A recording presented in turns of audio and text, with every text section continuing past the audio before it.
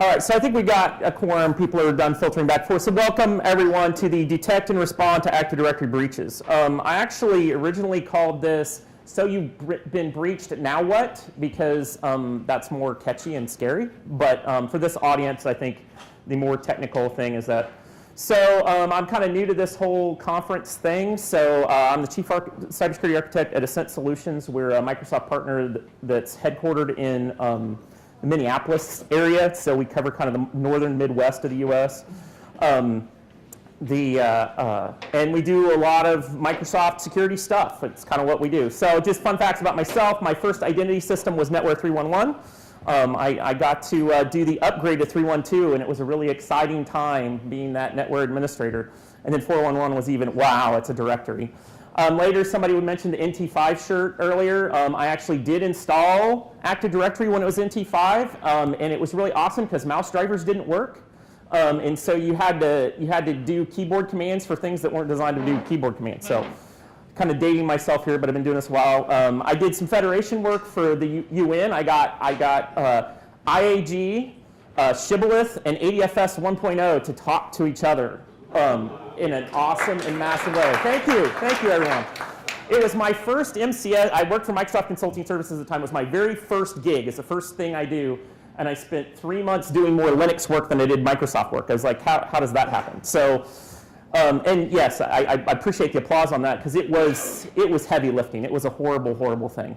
And then finally, I think the reason we're here is really has to do with my experience with the ESAE, kind of from the Microsoft side, but also then deploying it. So is everybody familiar with that acronym, Enhanced Security Administration Environment? Anybody not know that, Red Forest? Yeah. You don't know the details. That's okay. We're going to talk a little bit about some of the details today, but this isn't an ESAE talk per se, just to say from a credential, all this credential theft stuff. So how many people were in like the first track in this room yesterday? Okay, so one of the things that was really kind of a bummer for me was that was like half my presentation was stuff they already covered. So I'm not going to go through all the technical details of Mimikatz and all that. I had to pull all that out.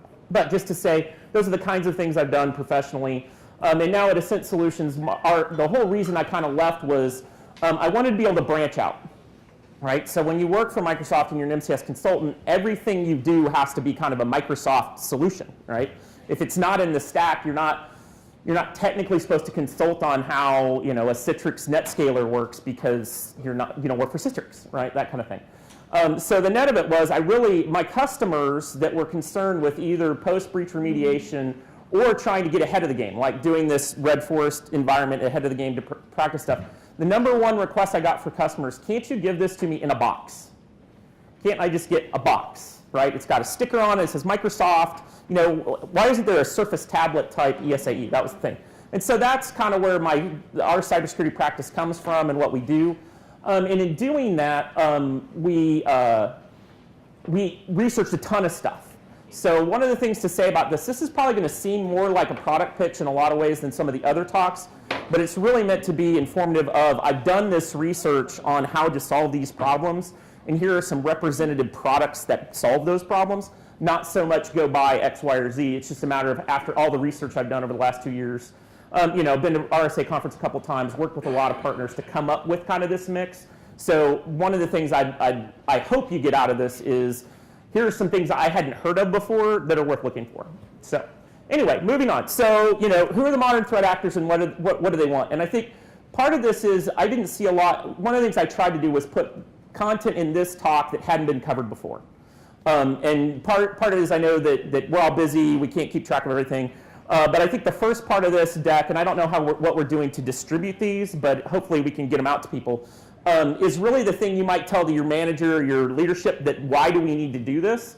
I find that's actually one of the more challenging things about securing Active Directory is proving you need to do the work until you've had a breach. And then all of a sudden, oh, of course we'll do the work. Yeah, it's the budget part. So the first part of this is just a little bit of what might resonate with your boss and that sort of stuff about why this matters. The next part is really some things to consider around discovery and also remediation, like what can I do? And then the last part of it is, okay, so I didn't do any of that stuff you told me to in advance. We realize now the FBI's on our doorstep telling us we're compromised or we magically figured it out on our own. What do we do if we were seriously compromised today, what do I need to do because I wasn't prepared for it? So I think the big thing is, from a statistics perspective, 200 plus days inside a network. This number sloshes around year to year, which I find kind of interesting. It has been going down, but 200 days is kind of the typical amount of what they call dwell time on a network. A lot of the 75% are due to compromised credentials. That number fluctuates a little bit, but 75 is probably about right. I mean, and I've got some other data around that. The global impact, super expensive, and a 3.5 million is kind of the average cost. But what we see from leadership is we're not very visible. Why would someone want to attack our company? We don't have anything that's that interesting. Or better yet, we've never had a breach. We're doing good, right? We're good. We know what we're doing. This is really low probability. I'm not going to get attacked. Why do I care? And then kind of last one, we're small. Why would anybody care? And so I think some of the thing you have to do when you start talking to your leadership about the possibility of a breach and preparing for all this stuff, because in the end it's all about preparation, is getting past some of these things about being small, about why would this ever happen to us kind of thing. But then my last and most favorite one is we have insurance. Insurance is like the worst fallback case that, I may be able to pay off the bills of everyone that we had to buy identity theft protection, or I may be able to deal with some loss of stuff because I lost my partner's information. I don't know if anybody saw the breach recently from Deloitte. They lost customer information. That's got to have a huge business impact to their cybersecurity business where that's what they do, right? But I think the other one, and this is the one, this slide in particular I know has gone like up the chain at multiple customers I've worked with, of, hey, by the way, the directors are being directly sued now when the company's at a breach. And that's a whole nother level of concern, right? Where all of a sudden they realize that, oh, investing in cybersecurity is this really important thing because I personally as a director will be on the hook if it's not taken care of. And so I kind of put this out there up front, both to say I get where your organization's probably coming from. If you're not, and especially how many people here's primary focus is sort of AD internally in some way, shape, or form? A lot of you. A lot of times the security people aren't even really concerned about AD as a property, right? The actual people that have a security badge, they don't see that it's this core of the thing, and so trying to they get the breach stuff, they get the directors being sued and all that, but they don't realize that AD is this core thing that needs to be protected. So when we think about the threat actors, I think one of the things that we all grew up in the past few decades seeing this kind of lone actor scenario, right? The really smart hacker guy that goes out and destroys the world, or the team, but in the end they're just, they're in it for fun, they're doing that sort of stuff, they're trying to get attention. But that's not really what we're seeing. We see a lot of hacktivism, and one of the things about that is sort of troubling is when you think about the attacks they demoed yesterday around sort of domain dominance, a lot of that conversation is about the stealing of data per se. But a hacktivist doesn't really care about stealing your stuff, they just want to break things, right? In a lot of cases, they can come do a lot of damage that's not recoverable in an easy way. And so that's the other aspect of it. And it kind of falls almost in the same place as ransomware, and I'm going to talk a little bit more about ransomware later. Organized crime, obviously they're trying to make money. They come up with this criminal empire, and they can be really sophisticated. I worked with a customer at one point in time where what the bad guys were doing were hacking into their point of sale systems to drop ship the new iPhone places so they could sell it on the black market. I mean, so when you think organized crime, it's not just the kind of typical, stealing some identity information. They'll do some really sophisticated things to make money if they can figure out the right racket. The other thing is just unethical competitors, and there are a bunch of cases, and I think especially, this is a harder one to grasp for people that kind of live and work in the United States, but in other places in the country, there are, like, stealing your competitor's information is like a badge of courage and honor in some places. And like it's normal practice to go steal your data to get your price list and that sort of stuff, and nobody thinks a whole lot about it. Like one of the things Microsoft talks about at the like leadership level is the cultural norms about what's okay and what's not okay globally are very different.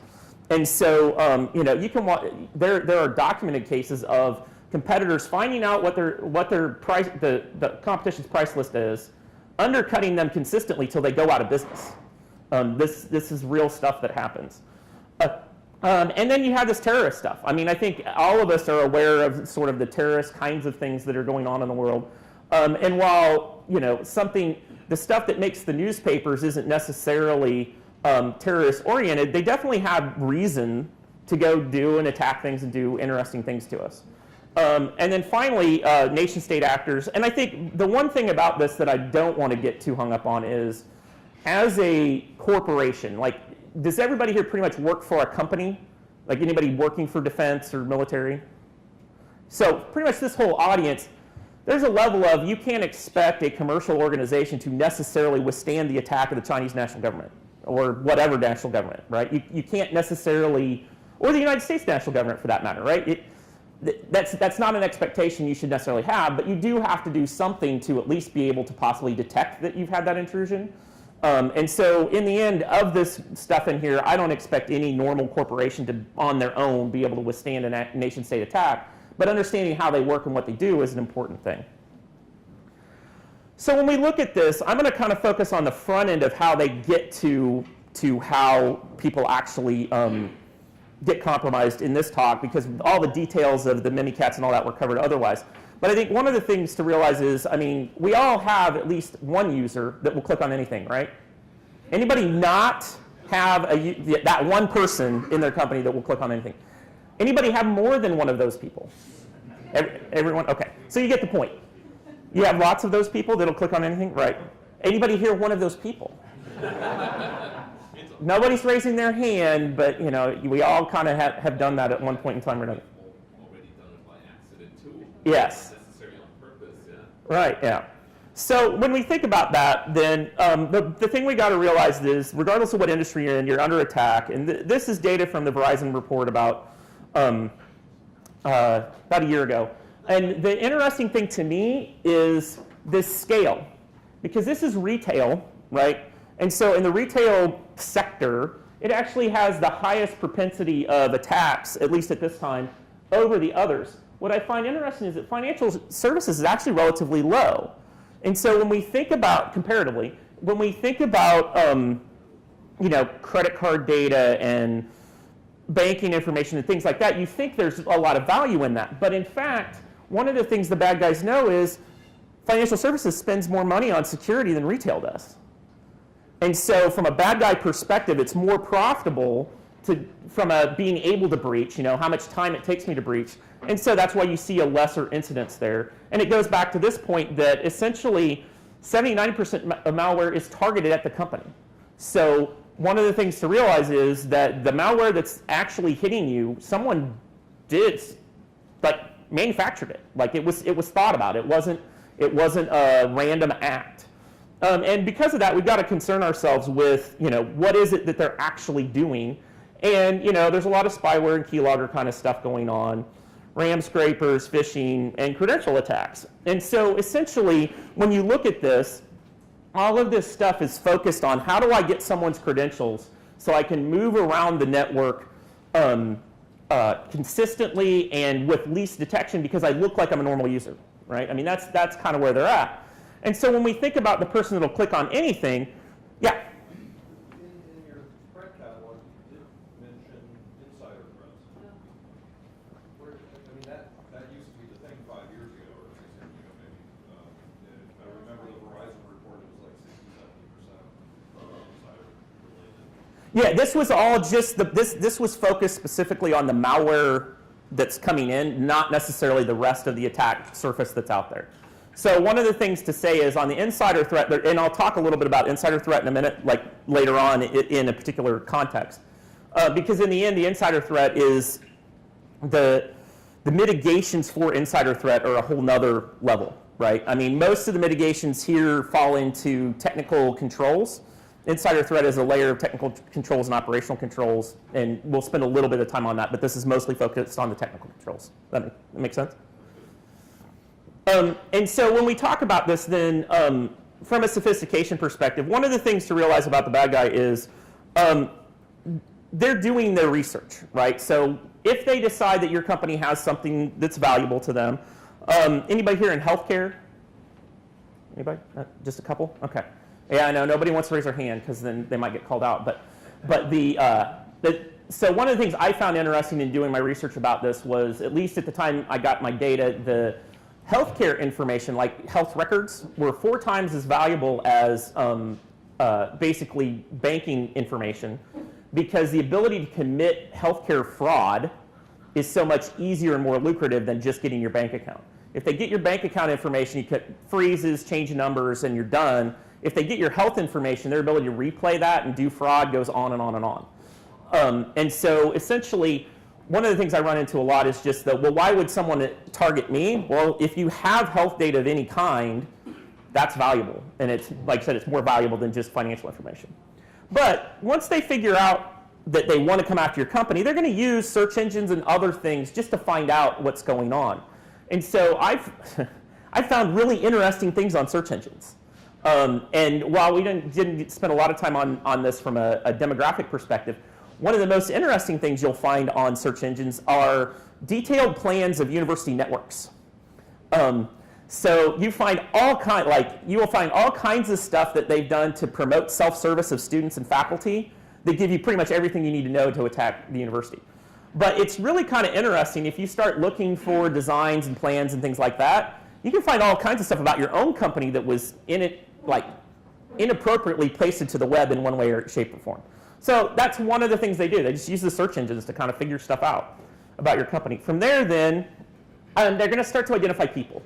And there's also, beyond the normal search engines, you have your social networks and things like that. And they'll do very active stuff to figure out who is my Active Directory administrator, who are my people in legal, who are my, basically looking for, can I find that person I think will click on anything, or can I find that thing I think they'll click on because of their interests, right? And so if they can find out on your LinkedIn profile that you, maybe like me, are like this big Star Wars nerd, they might send you an invitation that looks pretty legit that you might actually think about clicking on just because they find these things out. The other big thing is that they like to use job sites, and this is really about what are you hiring for tells me what kind of IT projects you're working on. And so they can find out that you're doing a big SAP rollout or some other large-scale thing and use that to gain more intel about exactly how they need to attack your organization. They also then use that to find people like in HR. So are you all familiar with the RSA hack? So RSA Corporation was hacked, lost the secrets to their one-time password tokens. That started with an email to an HR person with a corrupted Excel file. Now, it got bad from there because the corrupted Excel file gave them the ability to do all the stuff they talked about yesterday, right? They could do all that AD interrogation stuff with the authenticated users reading everything. And in reading everything, they found this group called Users Not Required to MFA for VPN, something like that. Okay, it was either in the description, it was, that authenticated user access to AD let them find this magical group, and the magical group didn't, had this thing, and then they went and they targeted them specifically to steal their credentials. Once they stole their credentials, they set up their own VPN access out of band and could do whatever they wanted. So it's that kind of thing they're doing where they're finding those vulnerable people. One of the things I know is that in the insurance industry, one of the common vectors is your external legal counsel. So the third parties that provide specialty legal counsel to your company get attacked so they can attack your company from what looks to be legitimate sources. So lots of sophisticated things are done to get to that person who will click on anything. After that, then they're going to give you a lot of different malware, and I think spear phishing, how many people have like an anti-phishing campaign at work that they get caught up in? Anybody? Okay. So that's awesome. Keep that up. That's a very good thing. But they're pretty sophisticated in that. The other one that I found interesting, somebody was mentioning this yesterday, was sort of birds of a feather kind of things. So I worked for a bank at one point, and their scenario was They were a small bank, so like they were part of an association of community banks. What the bad guys had done was they had injected malware into the advertising stream on that website. So all of these small banks were going to this website. It was a normal thing people in their industry did, and then they were getting whacked by this malware that was in the advertising stream. But that's the watering hole attack, right? It's something that people that are like congregating, I personally have been hit by like adware at, it was one of the PowerShell sites, I don't remember which one it was, but I hit it and all of a sudden Defender's going off, hey, there's malware in this page. That wasn't a place I expected. And so the bad guys will go after that to try to get to people. And then the last one they do is media, and so you think this is something like from TV, like Mr. Robot, the people walking around dropping thumb drives around. But it's a real thing, it happens. The data from, read this article from a pen testing company, fairly well-known professional grade pen testers. What they would do is they'd walk around your corporate campus, the area where most people congregated, and they just drop a bunch of thumb drives. And over a series of customers, so they, this is like a year-long study kind of thing, 60% of their thumb drives were picked up within a week. So they kept track of where they dropped them, came back, figured it out. So 60% were picked up. 40% of them were plugged in at the target organization. So it's one of those things, the bad guys, if they want to get to your company, there's lots of ways to do it, right? And they're going to target people if they can, right? And I think that's the thing. What we get into then is someone did something silly, and then we see all the nasty stuff that Mimikatz and all that stuff we did yesterday talked about. So I'm not going to go into that, pass the hash, pass the ticket, all that. You get around and you open AD, right? That's kind of the path. But I think on the left-hand side of this is really about security awareness, right? It's really about making sure your security awareness program is tight, that you're really letting people know that you're doing stuff like disabling USBs, doing proactive measures to prevent people from doing this. I think the positive, like phishing campaigns, are all good stuff. But that's all what you've got to do to keep yourself from getting to this last data breach scenario.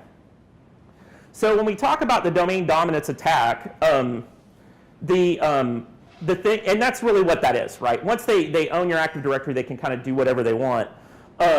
When I think about this, one of the things that most companies are relying on is some kind of traditional SIEM system, some security incident and event management system.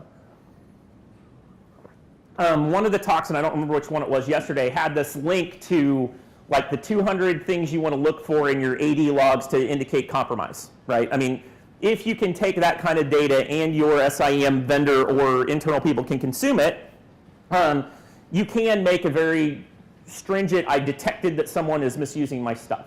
Having worked with a lot of different vendors in this space from a customer perspective, trying to think of some of the, what was it? I'm losing the name of it. Anyway, I've worked with half a dozen different ones over the years. The biggest problem is they don't focus a lot on AD as a thing, right? They're very good with firewalls, they're very good with Unix boxes usually, and what you might see there, but the actual details and idiosyncrasies, things like if you're using a stolen hash, there are certain properties of your logon events that look wrong. And if you know what you're looking for and you're detecting for that, that's good, but it's not something that's necessarily in their kit bags, which is really unfortunate, right? It's one of those things, I'm not sure why that's not more prevalent on that side.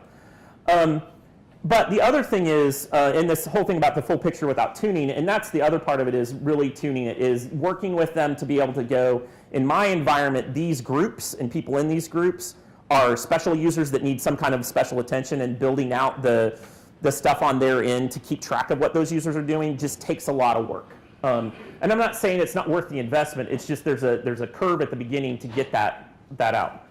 The next one is advanced threat analytics, and that got alluded to in some other talks yesterday. I bring this one up because I guess, and you may not know, how many people are EMS customers? They have the Microsoft Enterprise Mobility Suite. So this is something you own. If you do EMS, you own this, that a lot of customers don't realize because it's not a cloud thing, right? It's really weird that it's bundled with all these cloud security products. I don't know why they bundle it that way. But especially if your organization's one that doesn't have a lot of security incident and event management, doesn't have a very mature setup there, this is a great first start. And so I've been to a lot of mid-market customers that their first step into SIM was ATA, simply because they didn't really have anything. The nice thing about it is it's focused on AD.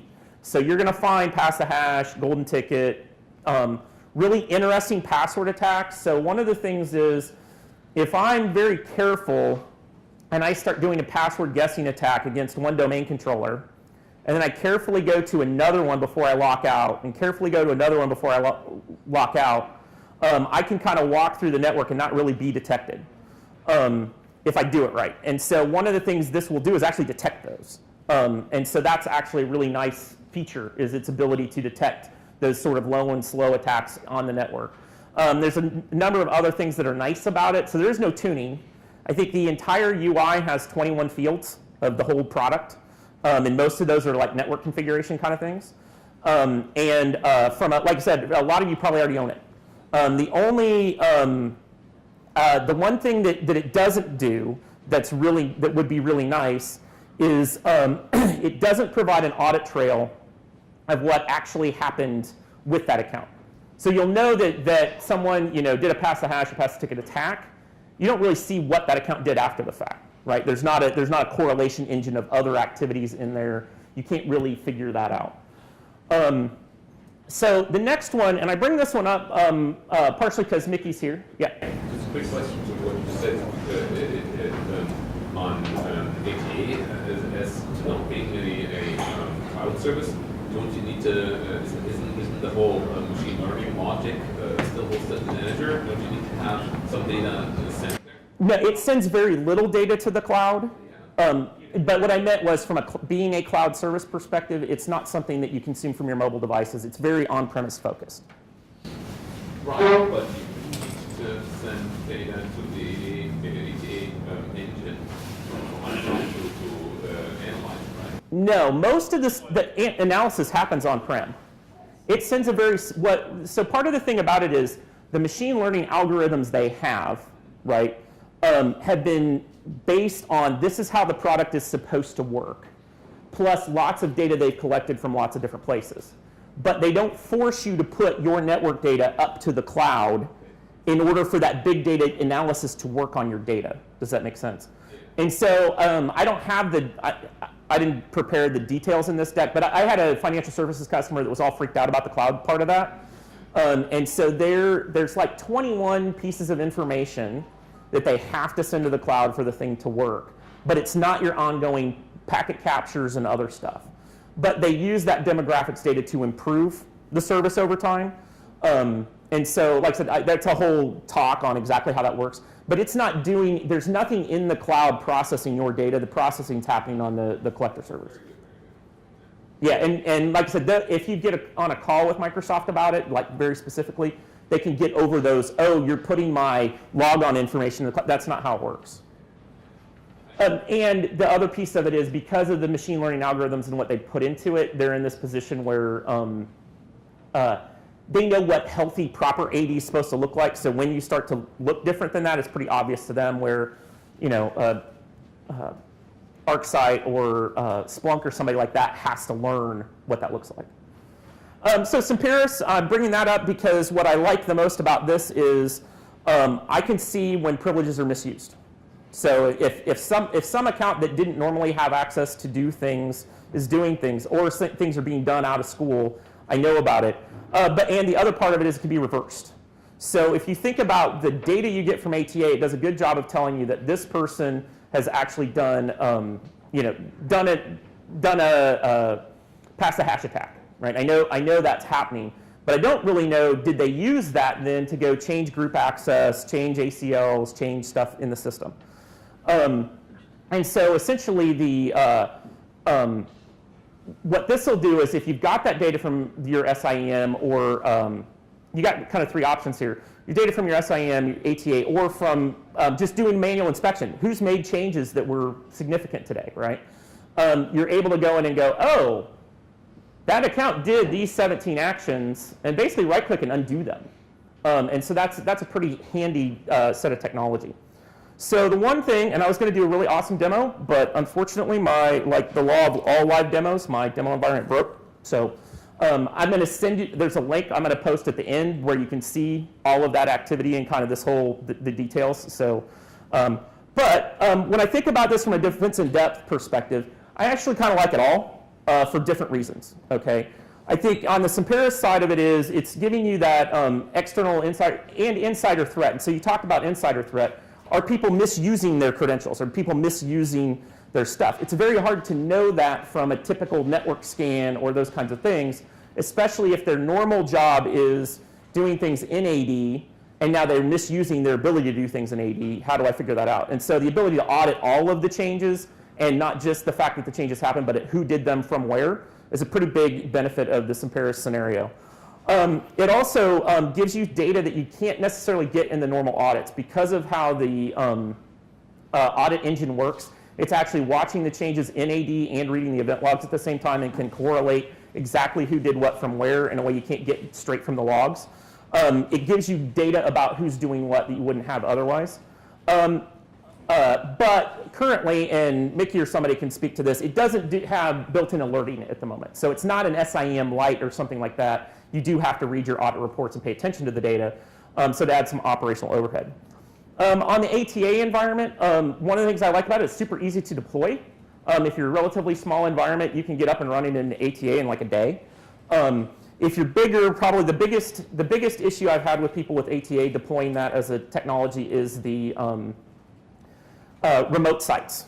So I've got a bunch of retail locations, I've got a manufacturing facility, something like that with DCs in it that are thinly provisioned on a hypervisor in that environment because it's a lightweight environment. That can be a problem because you don't necessarily have the compute to put a collector, an ATA collector, so you want to run the on-system agent. When I run the on-system agent, now I need at least 6 gigs of RAM to run that, and I see a lot of retail, small-end, corner DCs without enough RAM to run it, plus hold the whole DIT and that kind of thing. So I have run into the problem of customers like, yeah, let's go do this, and oh, I got to upgrade all my, I got to go touch all my DCs and get more RAM, and there's not enough RAM and that kind of thing. But it will give you very immediate information about attacks. So golden ticket, pass the hash, all of that shows up immediately. It's big red flags. It also tells you a lot of other stuff about misconfigurations in your network or vulnerable things that are nice.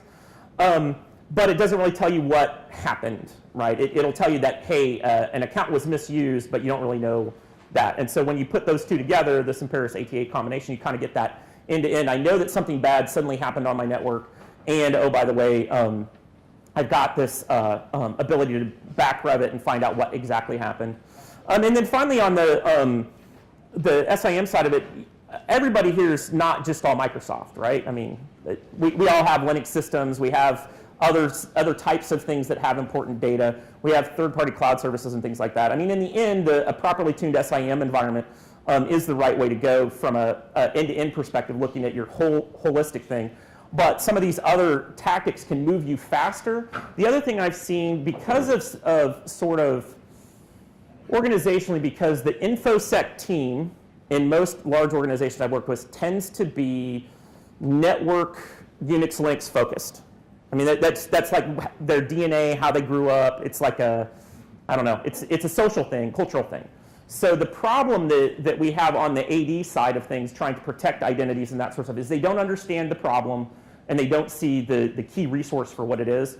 The nice thing about something like ATA or Semperis is you can deploy that as an AD thing, right? The AD team can go do this to sort of better protect the organization and not necessarily need permission to go fiddle with the SIM system, right? You can kind of get that, put it in there, and then send alerts off or let people know if you see things. And I've seen a lot of people just kind of go around security, quite frankly, because they weren't being cooperative or weren't like moving the ball forward with these products simply because they were available to them, right? I've seen a lot of EMS customers where there was a backlog between what security was willing to do and what the AD people felt was important. And so they drove the ATA discussion and just delivered it because they could. Does that make sense? So ransomware, though, here's a really interesting question. What if that same attack tree we talked about earlier ended with your ntds.dit being encrypted? Can you recover from that right now? I mean, and I'm not going to put anybody on the spot, but I mean, this is a very important question. Largely because I've had it happen to a customer. Like for real, like their whole company was dead because that attack tree ended up here. And so when I think about that problem, first of all, and unfortunately it wasn't, if I remember correctly, it wasn't even that they could pay. So it was the type of thing, yes, let's pay and move on, but then the bad guys couldn't decrypt it. Like there was a problem with their code. So statistically, yes, statistically, this is a very important thing. 25% of ransomwares that are paid, so this is like from the FBI, I saw a thing at RSA conference about this. The FBI in the US was talking about roughly 25% of people who pay the ransom cannot get their data back, not because the bad guy didn't give them keys, but because the bad guy's code failed to decrypt the data. So there's not a lot of quality control on decrypting your data. All right, just be aware of that. And so, yeah, no, they don't do a lot of regression testing apparently. Yeah, so one of the things to say about that, and if you got a place, I'll add this to the end of the thing too. NoMoreRansom.org. Like send this to all your friends and family. I actually, if you connect with me on LinkedIn, there's a link for this too. You know, if you see ransomware in your organization at home or whatever, the first thing is step away from the keyboard. Don't do anything, and then go to this No More Ransom site because they have decryption ciphers for a large family of this ransomware. Because the code quality isn't that great, because they're just bad, right? I mean, it's not a good thing. They've been able to reverse engineer and crack a large swath of what's out there. And so if you go to No More Ransom, provide your information to them, they can help you decrypt it in a lot of cases. But I just want to say, could you get there? So when we think about, okay, so they did. They hit my domain controllers, they shut off the AD service, and they encrypted all my DITs, and now they're saying to get your company back, you know, pay up. You've got your traditional backup and recovery. We got VM snapshots, which I heard an awesome story this morning about VM snapshots and interesting things that can happen in Azure about that. I'll talk about that in a minute. And then force recovery tools. Like these are the ways you could go about dealing with that problem. So when you think about the traditional backup, you've got to at least be getting system state backup, so the FSMA role holders, and maybe not every branch DC needs it, because you may be able to redeploy them quickly, but at least the things that hold the roles are pretty important. You know, obviously then once I actually want to recover this, I need the bare metal servers and VMs to do it, which can be in and of itself a problem. So if AD's dead, how does my procurement system work around that kind of stuff? How do I get people to move things around? Is my VMware vCenter going to work for people to log in to reprovision VM? There's a whole bunch of idiosyncrasies that go into like getting back from that. You need to restore those backups. You know, how am I backing them up? Is my tape backup system dependent on AD in some way? And then finally, you got to do a bunch of cleanup because really, before you start promoting or bringing in new DCs, there's a bunch of cleanup. And this is all well documented. And actually, I know if you're like a Microsoft Premier customer, they have a AD recovery thing you can get, and they'll walk you through the whole process and what you need to do, and they'll give you all of that.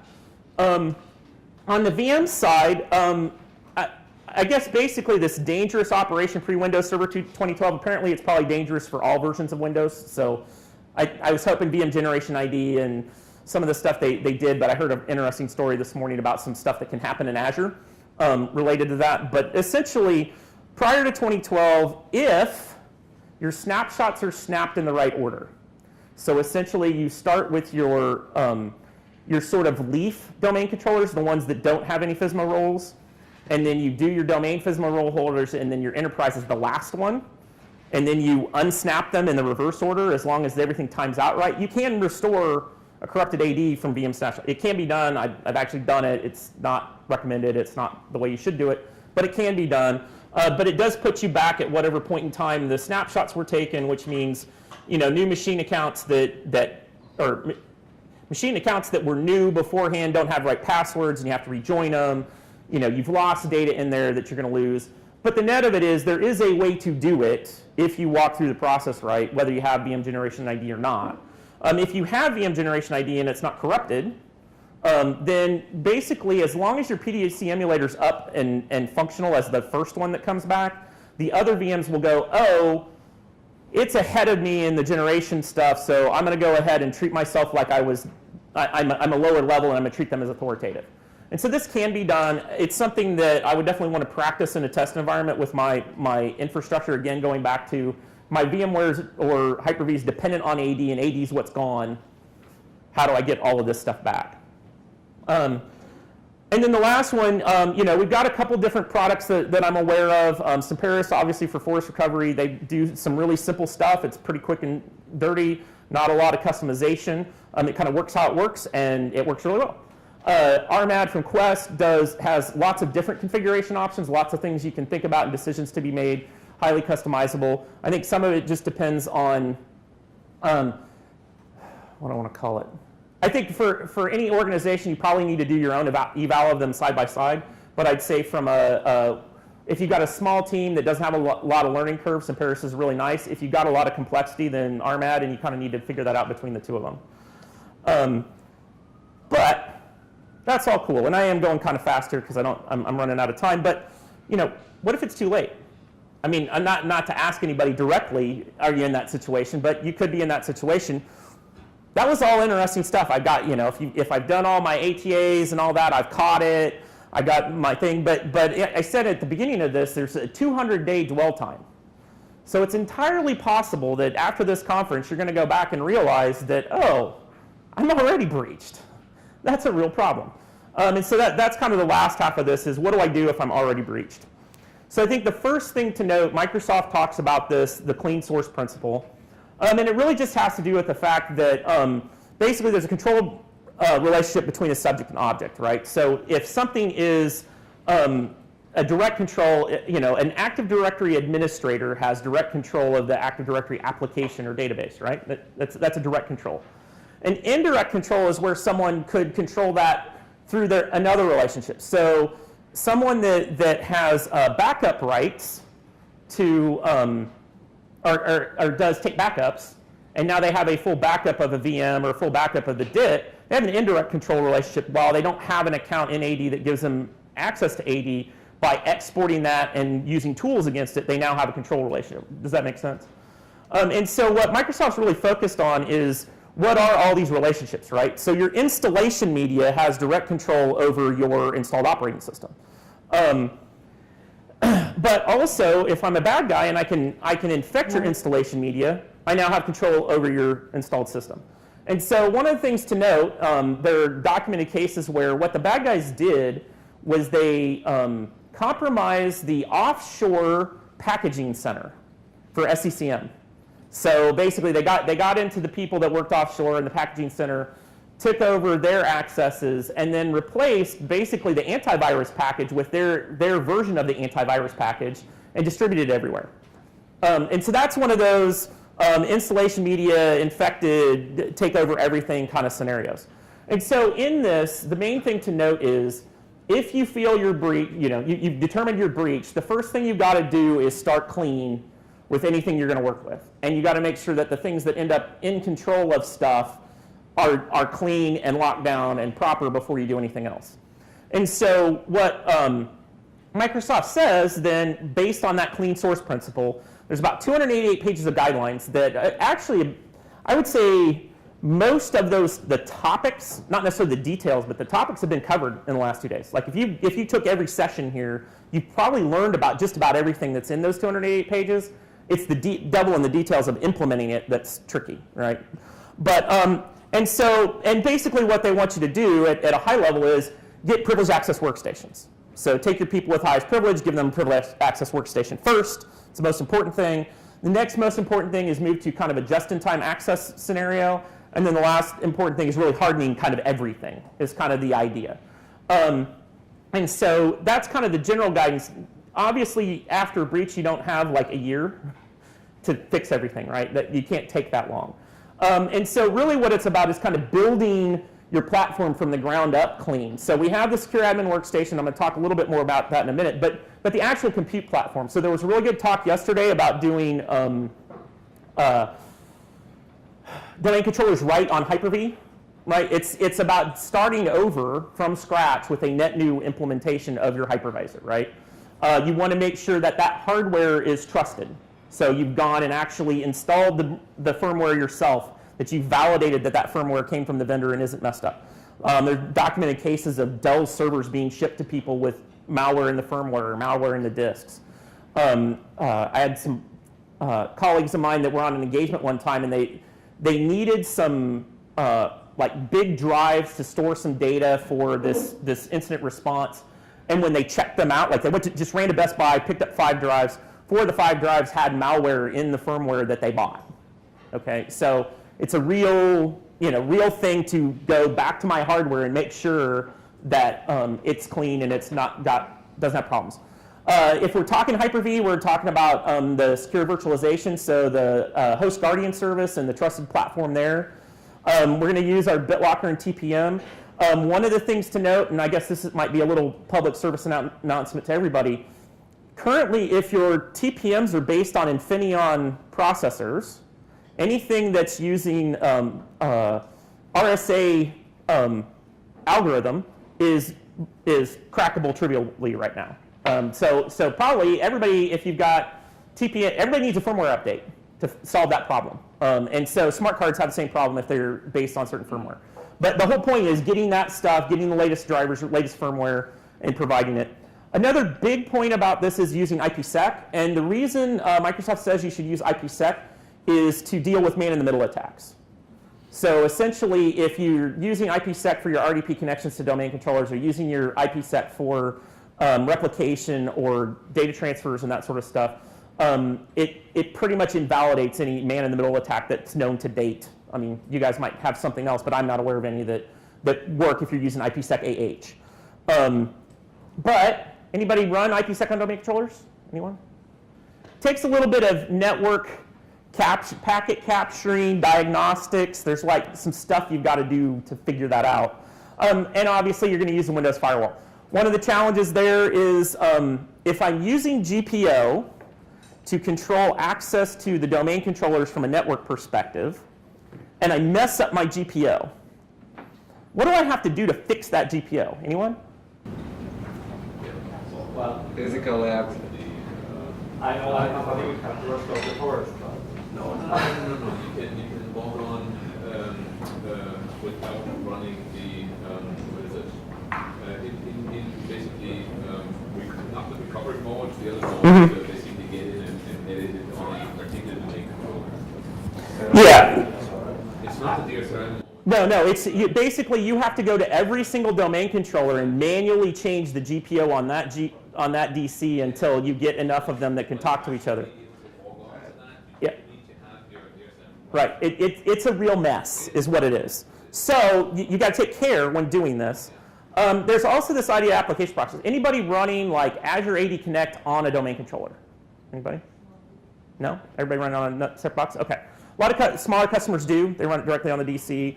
Or they're running like the Google connector. There's a Google connector that's similar, running on a DC. If you're going to let the DC talk to the internet, you need some kind of proxy to let it out so that you're controlling what it can talk to. And then finally, you're going to do some traffic analysis and forensics. You got to be able to track this stuff down as you're doing it, especially with all this firewall stuff I was talking about. But the net of it is, documentation's out there. And so as we've done research on this, there's really kind of 3 ways that we're aware of doing it well and easily. Hyper-V, there was a whole talk yesterday on it. I won't go into the details, but the big thing is you're going to have to run all of this needs to be separate. You know, and that tiering model that came up in some of the previous talks about having a tier 0 where your domain controllers are, you really want to have you're going to need a separate instances, a System Center Virtual Machine Manager, the Host Guardian service, and then you're also going to want some kind of virtual firewall or proxy in there to deal with those things that the local firewall can't. There's not a way to sort of limit access to just pieces of Azure without a name-based proxy, right? The Windows firewall is not sophisticated enough to do that. You really need a third-party, some kind of firewall in that space. VMware, same thing. vSphere, obviously, to manage everything. You're going to want NSX to do your network microsegmentation and to deal with some of these firewall kind of things. From a separation of duties perspective, and for some of the other advanced features, there's a technology called HITrust that you overlay on top of it. And some of this is about getting like-to-like comparisons, right? So when you think about what you can get with Hyper-V, with SCVMM, HostGuard and all that, to get the same thing on VMware, you need this stack. And then there's this other technology called Skyport SkySecure, which I'm sure you haven't heard of, or probably haven't heard of, that's all-in-one kind of hyper-converged platform, so it provides the management and that sort of stuff. And so from a delivery perspective, we kind of like it because all of the things I said in that picture are in the box. So you don't have to go validate the firmware because they're doing that and shipping it to you and providing you attestation of that kind of thing. All the encryption and that sort of stuff's kind of in the box, as well as the auditing and what you need to do from the network forensics piece is kind of tied in. And this isn't meant to be an advertisement, but as much of a, we've evaluated all three of these and they're all valid ways of doing this. And so you kind of have to figure out if I'm building clean, what's the most efficient way to build it? Am I going to use Hyper-V because I'm a big Hyper-V shop, or maybe do it because it's different? One of the challenges I've seen is in keeping clean source, is the fact that if you start with VMware as your primary platform, you say, well, I'm going to build an AD infrastructure on VMware. A year or two down the road, they're like, why do I have this separate VMware? Let's just move all this stuff. Okay? That's because the VMware guys are going to push that, right? Where if it's running on something else, and this was kind of what Microsoft's tactic was a lot of times was, let's put your ESAE or your new AD environment on Hyper-V so that it's run by Windows people, right? Because if you know Windows, you can learn Hyper-V pretty quick.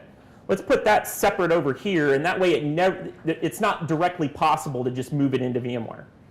Because over time, as management changes and budgets move, people forget, right? Where if it's kind of this separate thing, and that's kind of the reason why this appliance appeals to some people, is it's an Active Directory security appliance, right? And so they get the idea of, I'm trying to think of a good example. Well, all the network security stuff is an appliance, right? Your Citrix NetScalers and your proxies, your Blue Coat proxies and all, they're all just security appliances. If you say this is an AD security appliance, you can do that. And we had a customer that requested us to white label Windows servers running Hyper-V as a security appliance, right? I mean, so we can do anything, right, depending on what you want. But by calling it a security appliance, all of a sudden you get past all these rules and you can do what you want. So anyway, the other big topic is the Privileged Access Workstation. And I think the main thing about the Privileged Access Workstation is realizing that attack pattern of who clicks on anything, right? Who plugs in USB, who does the silly thing, can be generally eliminated if the device with the keyboard that you do system administration from can't directly access the internet, right? So if where I'm typing my password or where I'm doing admin stuff doesn't ever talk to the internet, on that machine, I can't go to a watering hole and get hit, right? If I use the IPsec and the other rules that Microsoft wraps around that device only talks to domain controllers, right? If I'm talking about a tier 0 device. If it can only talk to domain controllers and I have a very rigorous process for bringing software in from the outside, I'm invulnerable to spear phishing and there's this whole list of stuff. I'm just completely invulnerable. I don't have to care what the next big attack is because this device is immune because it never deals with that. That's the idea. That being said, there's kind of 4 valid models based on that. Question? It's just funny, not funny, but that whole notion of that is a good idea. That actually is 15 years old or older, yeah, and it's still valid. Right. Yeah, still valid. Yeah, this is the 1960s era control terminal in the data center, right? I mean, for the mainframe. That's all it is. It's not. And what blows my mind in most cases is your Active Directory people are good Windows people. They know Windows. And you know what? At home, they manage a PC. And so there's not a big PC management problem to giving the AD people a PAW, a Privileged Access Workstation. It's a little bit to set it up right to lock it down. But after that, it's not you don't need a whole SCCM infrastructure. You don't need all this stuff. They don't have to learn a ton of new stuff. It's just getting the mental block over of, well, these PC guys handle all this stuff for me. I don't know how that works. And it's like, no. And even if you want to take it to the level of, we're going to use the Microsoft Deployment Toolkit, like as an engagement where we have experts that do it, it's like a week to set up a set of pause, train everybody on how to manage them, and you're done. I mean, so it's super easy. But for some reason, people can't get over it in their head to spend, an extra $1,000 a person to mitigate so much risk, right? Because it doesn't matter how much stuff you layer on that PC that goes to the internet, it's still going to the internet, still subject to keystroke logger, still subject to all this stuff. So anyway, from a valid model perspective, there is the second physical box. So you walk around with 2 laptops. The next one is the secure OS is the main OS. So I log in with my tier 0 account to the main OS, and then there's a VM inside it that goes to the internet. Okay, there's some policy you have to set up so that you're not entering credentials from the higher security environment into the lower, and to keep bleed through back and forth, but it's valid. We've got customers that have done this. Thin client, I actually kind of like this one because if the issue is PC management, a properly deployed lockdown thin client management is no management, right? There's nothing running on it. It's an RDP session to some bastion host in the background, and everything happens there. And then the last one is remote virtualization. So I've seen customers where, as a company, they've already done a bunch of EDI. Right, they've got contractors or third parties that are doing VDI anyway. In this case, the admin's main workstation is a lockdown workstation, and they just pick up VDI for their normal activities. So all of these are valid. They all fall in line with what Microsoft says. The one that's not valid is use your productivity workstation to access your like a bastion host jump box. Anybody know why? It's not valid because this one is the one that I can click anything on, and keystroke loggers, remote control, all that stuff is valid. Unless you're doing something very sophisticated where when I connect to the bastion host, I can no longer talk to the internet or anything else, I'm subject to command and control of that box. I'm subject to having my credentials stolen when I type them in. And so that's why I see a lot of people going, oh, I got my jump box, and we're actually a big proponent of for certain use cases, we do things like Beyond Trust or Centrify, or there's lots of products in the space that act as that super secure bastion host. There's a place and time for that. But from does that solve all my, none of those solve the problem of the bad guy owns your machine. I worked with a pen tester because we implemented all this stuff, and they came in and like the customer's like, pen tester's going to attack you when you're done to make sure you did your job, kind of thing. And the pen tester came in, and we did our job, and ESA'd it, and pen tester didn't get in.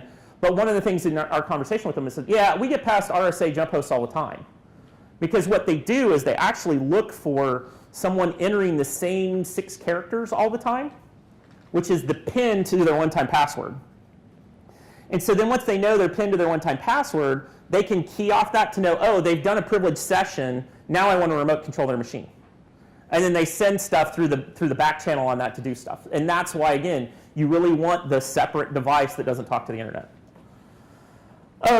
So when we think about all that stuff, that's like a bunch of stuff I got to do if I'm breached. How do I do this? And so obviously, you got to get service back as quickly as possible. And so one of the things that's talked about a lot in the tactical recovery is we're going to shore up the brown field, so to speak, right? The environment that's dirty. And we're going to try to isolate the services, right? So you've got to get the service back. If it's been ransomware, you've got to go restore AD. If it's just lost credentials, you've got to bring that back. But one of the big things is you've got to figure out what was directly or indirectly compromised, and that takes some work. You also need to make sure that anything you're going to bring in replacement-wise is done clean source. And so a typical scenario is we're going to try to take back control, all the plans and work and everything that goes up to that point, done in a clean room, like completely separate environment, separate network from production, possibly in another facility, just where all the prep's done, and you built everything there clean. Like that, even if you went out and bought brand new Surface tablets or whatever you bought, you'd make sure that that was all clean and done right. And then basically you've got to work out some downtime when you do this take back event, because usually things are going to be off.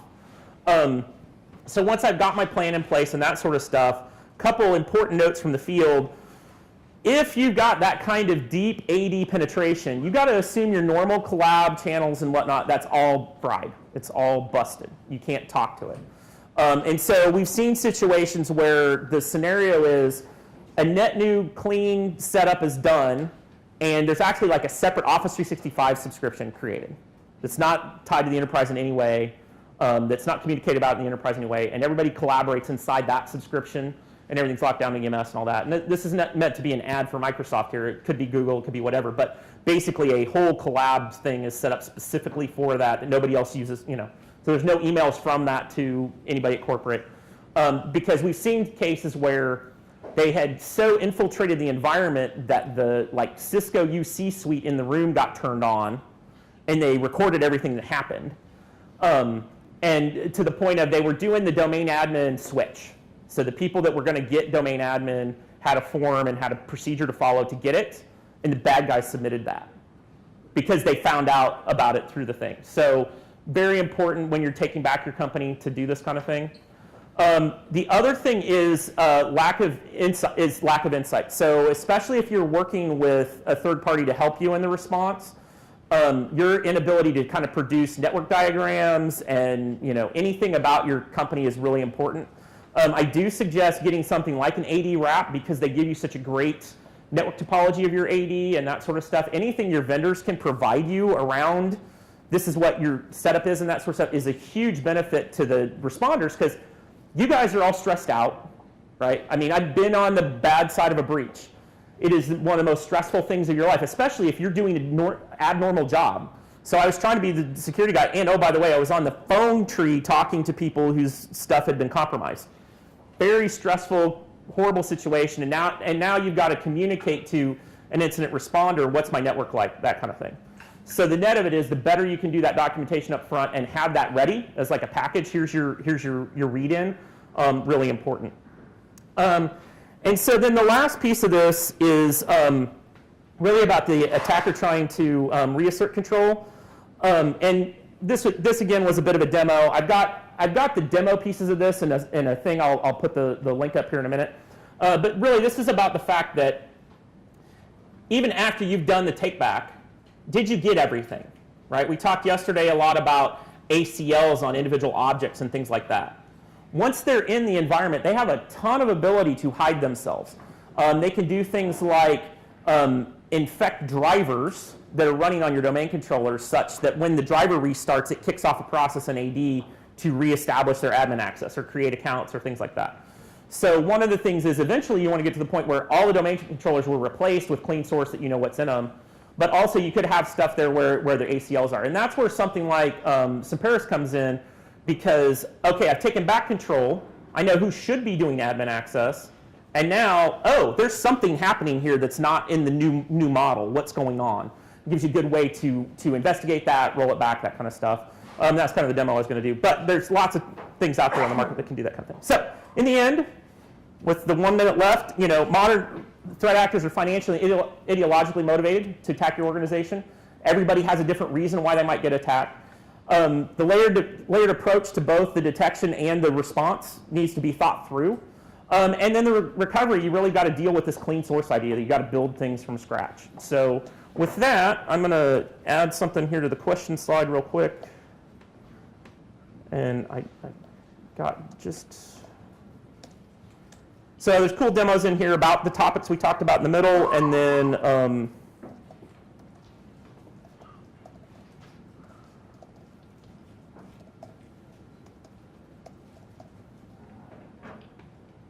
there you go.